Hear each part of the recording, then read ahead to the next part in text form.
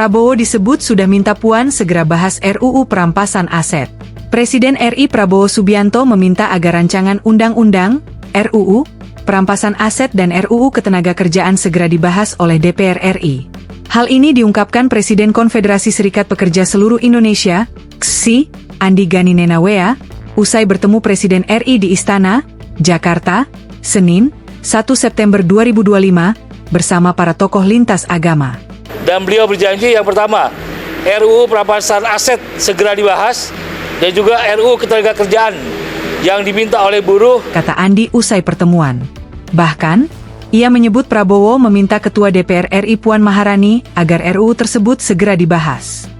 Beliau minta kepada Ketua DPR untuk langsung segera dibahas oleh partai-partai dan setuju untuk segera dibahas.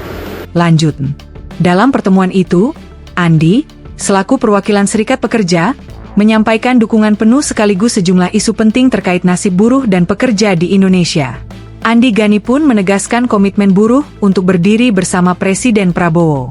Ia juga menekankan bahwa dukungan tersebut disertai sikap tegas mendukung demonstrasi damai sekaligus menolak keras aksi anarkis yang berpotensi mengganggu stabilitas bangsa. Dan kami menegaskan kami bukan berada di belakang Presiden, kami berada di belakang Presiden.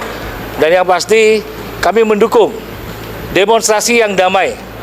Tetapi kami tegaskan kami menentang perusuh-perusuh yang mencoba mengganggu stabilitas politik dan ekonomi di Indonesia. Maka RUU perampasan aset harus segera disahkan. Sudah hampir puluhan tahun dan beliau tadi disampaikan merespon sangat cepat sekali. Bantu saya, karena saya nggak bisa sendiri sebagai presiden. Harus ada DPR, partai politik.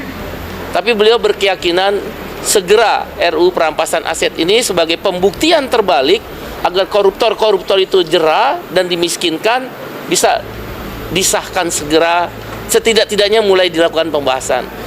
Download Tribun X sekarang, menghadirkan lokal menjadi Indonesia.